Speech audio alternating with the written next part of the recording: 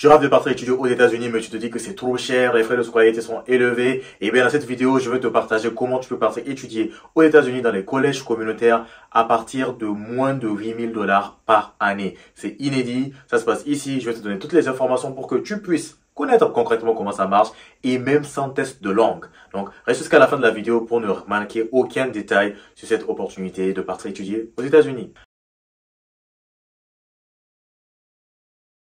Hello la famille, c'est Amine, CEO de KPB Éducation. Je suis boursier Chevening, je suis dans la périphérie de Londres, une des bourses études les plus prestigieuses au monde. Et aujourd'hui, on se retrouve pour parler des études aux États-Unis. Comme je l'ai dit, comme tu l'as vu sur le titre de la vidéo, comme j'ai dit tout à l'heure, dans cette vidéo, je vais te parler de comment tu peux partir étudier aux États-Unis dans les collèges communautaires avec des frais de scolarité avoisinant les 8 000 $ par an. Vraiment, c'est très abordable. C'est pratiquement ce que tu vas payer en étudiant peut-être en France. Je dis ça, je dis comme ça. Donc, c'est vraiment très abordable pour les étudiants. Mais il faut comprendre que les collèges communautaires ne concernent que les étudiants qui veulent partir faire les 2 premières années de la licence, c'est-à-dire une sorte de BTS si on veut. On va rentrer dans le vif du sujet, mais avant de commencer, je vais vous demander 3 petites choses. La première, c'est de vous abonner si c'est pas encore fait. On a constaté qu'il y a beaucoup de personnes qui regardent nos vidéos, qui trouvent des astuces sur les bourses d'études, sur les études à l'étranger, sur notre chaîne YouTube, mais qui ne sont pas encore abonnés. Mais qu'est-ce que vous attendez? Abonnez-vous pour ne rien manquer des prochaines opportunités, des prochaines vidéos que je vais vous partager sur cette chaîne-là. Deuxième chose, likez la vidéo. Si vous aimez ce qui se dit, c'est que je suis en train de partager avec vous et je sais que vous aimez. Comment? Donc, mettez un like juste en dessous de cette vidéo. Troisième chose, partagez cette vidéo avec des amis que ça pourra assister parce que nous sommes là pour aider le maximum de personnes. Donc, aidez-nous à aider le maximum de personnes. Ok, sans plus attendre, on va rentrer dans le vif du sujet. Cette vidéo, je vais la séquencer en 4 parties. La première partie, c'est quoi les collèges communautaires? La deuxième partie, quels sont réellement les frais d'études dans les collèges communautaires? La troisième partie, c'est est-ce que vous pouvez étudier en fait avec ou sans test de langue en amont, c'est-à-dire partir faire la langue là-bas?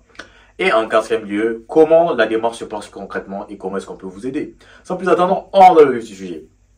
Alors, premier point, c'est quoi les collèges communautaires? Alors, les collèges communautaires aux États-Unis ont été créés pour faciliter les études universitaires aux personnes qui n'ont pas forcément les moyens des universités privées ou publiques de renommée là, où vous allez payer peut-être 15, 20, 30 000 $ chaque année. Donc, les collèges communautaires ont été créés principalement pour offrir en fait des cours, des formations de 2 ans juste après le baccalauréat, c'est-à-dire 2 ans, une sorte de BTS en fait, pour permettre à une grande partie de la population américaine d'avoir les compétences requises pour déjà commencer à travailler. Vous savez, dès que vous avez un BTS, vous pouvez normalement commencer à travailler.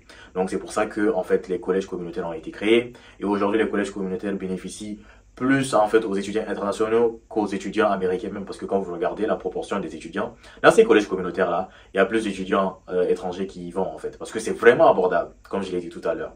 Et je pense que je vous ai donné quand même tous les détails dont vous aurez peut-être besoin pour un peu plus savoir c'est quoi les collèges communautaires. Maintenant, on va passer au deuxième point où je vais vous parler concrètement des frais de scolarité. Et je pense que c'est ce qui vous intéresse en fait. Donc, la deuxième partie, les frais de scolarité dans les collèges communautaires aux États-Unis. Dans les collèges communautaires aux États-Unis, comme j'ai dit, en fait, vous avez une fourchette. Vous avez des collèges communautaires de réputation avec une grande réputation où les frais de scolarité peuvent atteindre jusqu'à 9 000 $ pour l'année. Mais globalement, la plupart des collèges communautaires, en tout cas nous dans lesquels on inscrit les étudiants, en fait, l'année peut tourner aux alentours de 7 000, 8 000 $ l'année. Et je vous dis, 8 000, 7 000, 8 000 $ ça tourne dans les 3 millions de francs CFA, 4 millions de francs CFA par an. Ce que vous pouvez vous faire en travaillant si vous arrivez à trouver un job étudiant sur le campus. Donc, vous pouvez vous faire cet argent-là. Vous-même, vous pouvez payer. Mais, c'est pas parce que vous-même, vous pouvez vous faire cet argent-là qu'il faut y aller, en fait, en vous disant que non, il me faut juste un garant pour y aller. Non. Il vous faut un garant pour la première année, au moins, comprendre comment le système, comment tout se passe là-bas. Ce sont les États-Unis. La vie coûte cher, c'est pas le franc CFA qui est utilisé là-bas, c'est le dollar américain. Donc la vie coûte quand même assez cher, il faut avoir beaucoup de provisions, il faut avoir quelqu'un qui est prêt à vous soutenir, en tout cas pour la première année. Et ensuite, je pense que vous allez comprendre comment le système marche et vous pourrez vous en sortir. Donc, pour les frais de scolarité, généralement, comme je l'ai dit, c'est entre 7 000 $ l'année jusqu'à 8 000, 9 000 $ l'année pour certains community college. Maintenant, on va passer à la troisième étape. Vous voyez, cette vidéo, elle est plutôt rapide, hein, vraiment. Je vous donne toutes les informations d'une manière à ce que vous pouvez voilà, avoir le maximum d'informations rapidement pour déjà vous décider, commencer votre procédure rapidement. Alors, troisième étape, comme je l'ai dit, on va parler des tests de langue. Est-ce que vous pouvez partir étudier dans ces community collèges-là, même si vous n'avez pas un bon niveau d'anglais?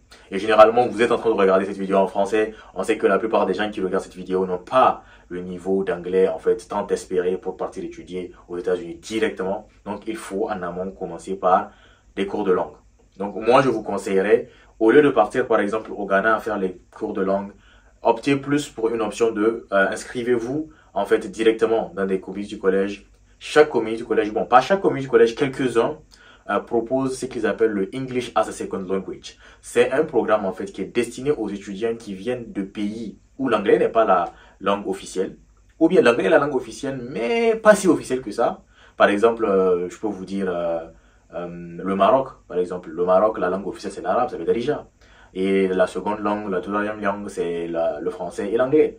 La plupart des Marocains, pour la plupart, parlent l'anglais, mais c'est pas la langue officielle. Donc, s'ils partent aux États-Unis, on va leur demander d'amener un test de langue. Donc, pour la plupart, en tout cas, je sais que la plupart de ceux qui regardent cette vidéo ou qui verront cette vidéo, donc, vous souhaiterez en fait apprendre la langue sur place aux États-Unis. Et donc, il y a quelques communautés du collège qui offrent cette possibilité-là. Vous pouvez partir là-bas, faire 6 mois ou une année de langue anglaise, améliorer votre anglais. Vous serez dans l'environnement en fait. Vous serez vous-même en fait forcé à apprendre l'anglais. Donc, une fois que votre anglais est bon, vous pouvez continuer directement avec votre programme si vous souhaitez faire l'informatique, le management, les ressources humaines, transport logistique. Vous avez beaucoup de filières. En fait, pratiquement toutes les filières que vous souhaitez faire sont disponibles. Donc, je pense que là, maintenant, vous avez quand même compris. Moi, je vous conseillerais en tout cas, si vous êtes en classe de terminale ou bien vous avez eu votre bac l'année dernière, votre rêve c'est de partir aux États-Unis, partez là-bas faire l'anglais. Parce que c'est très difficile. J'ai vu beaucoup de personnes qui ont fait des cours d'anglais en Afrique de l'Ouest, Afrique centrale. Et au final, ils n'arrivent pas à avoir un bon score au test de langue pour pouvoir partir directement rentrer dans un programme. Donc, au final, ils sont partis faire des cours de langue au Ghana ou ailleurs. Et en réalité, c'est comme s'ils ont investi de l'argent pour rien. Donc, c'est mieux de partir directement là-bas. Vous êtes dans le bain, vous êtes dans le truc. Vous allez vous motiver et puis vous allez réussir. Donc, ça, c'est pour le troisième point qui est, est-ce que c'est possible de partir étudier aux États-Unis même quand on n'a pas un bon niveau d'anglais.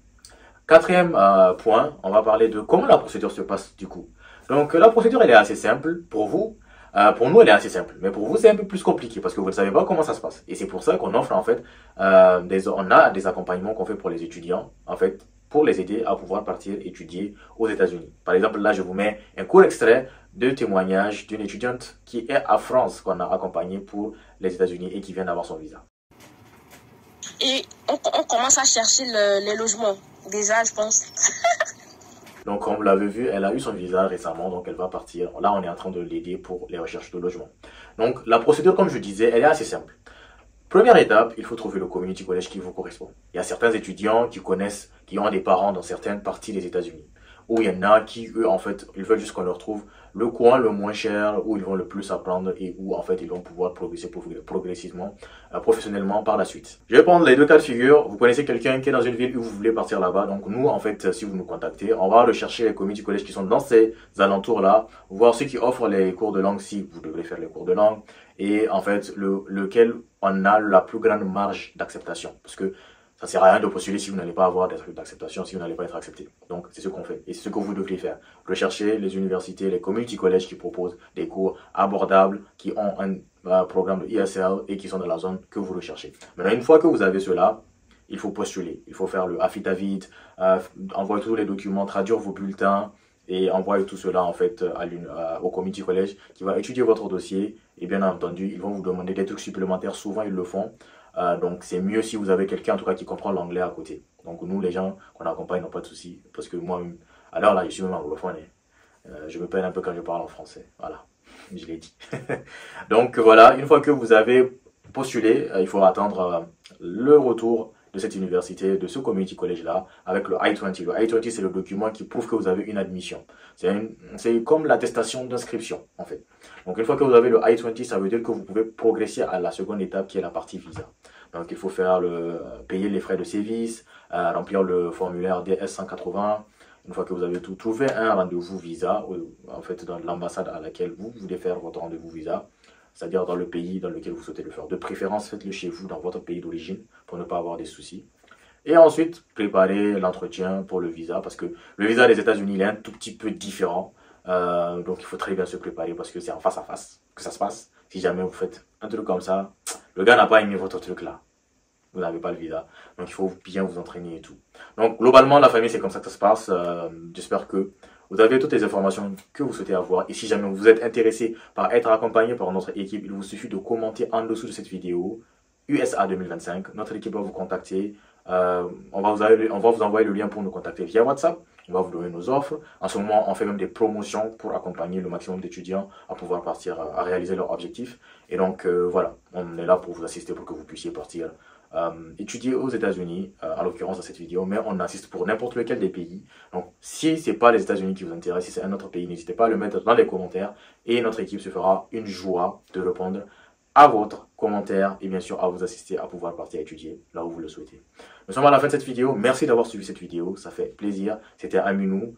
Abonnez-vous pour ne pas rater nos prochaines vidéos. Likez, partagez avec vos amis. Portez-vous bien et sur ce, on se dit à très bientôt.